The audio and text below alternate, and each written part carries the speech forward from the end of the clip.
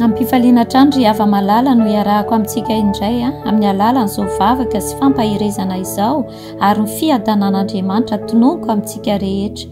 Alohan'ny iarahantsika amin'ny vavaka dia ndeontsika iaraka mamaky ny tenin'Andriamanitra izay hitantsika atao amin'ny Romanina 10 dia ny 9:7 sy 10. Romanina 10 dia ny 9:7 sy 10. Vakina ny teny amin'ny anaran'i Jesosy satria raha manaiky an Jesosy ho tompo amin'ny vavanao ianao ary mino amin'ny fonao fa Andriamanitra efa nanangana azy tamin'ny maty dia ho vonjeny ianao fa amin'ny fo no hinoana hahazahoana fahamarinana ary amin'ny vava no hanekena hahazahoana famonjena.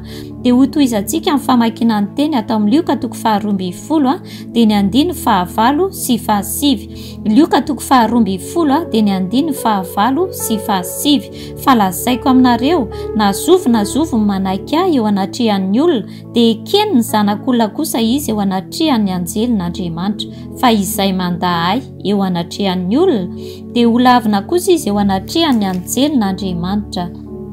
Amen.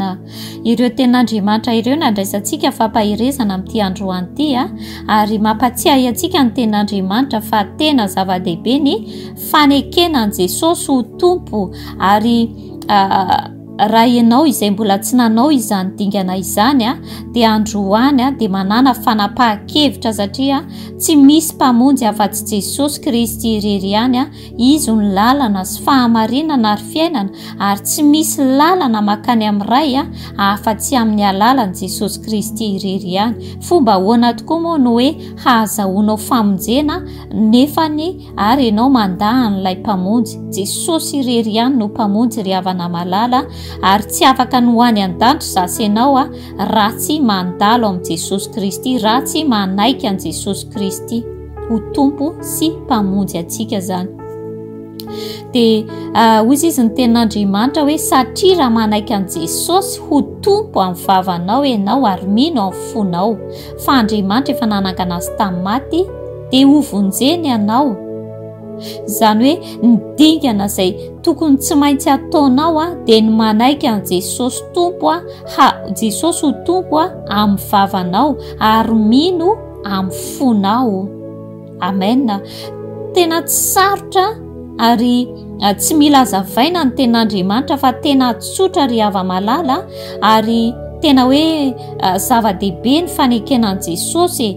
Tena mampirisika antsika ny tenin'Andriamanitra hoe raha mbola tsy nataonao zany dingana izany hoe nanaiky an Jesosy ho tompo sy mpamonjy anao dia ataovy izany androany. Amen.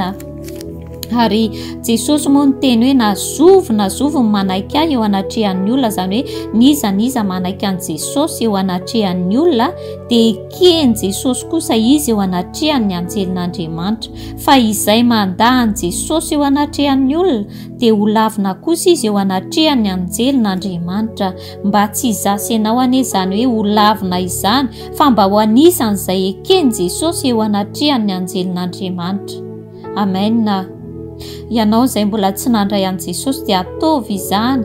Ianao izay mbola tsy nanaiky an Jesosy ho tomponao ho mpamonjy anao dia ekeo zany, tanterao zany androany aza mangatakandro fa mifanahy masina izay miaraka amintsika eto no ampirisika anao, andresy lahatra anao anatanteranao izany dingana izany.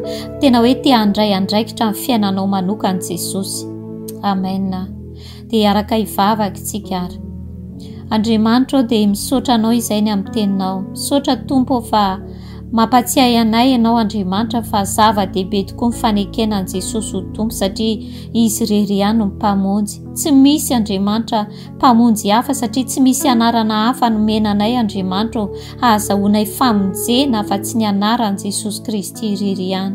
Dia indreto izay Andriamanitra amin'izao fotoana izao, indrindra Jesosy ho an'izay rehetrarehetra mbola tsy nanao izany dingana izany Jesosy dia amporisio Andriamanitra tena reseo lahatra fanahy masina tena anaiky anao izy satria te handray andraikitra manokana amin'ny fiainana ianao.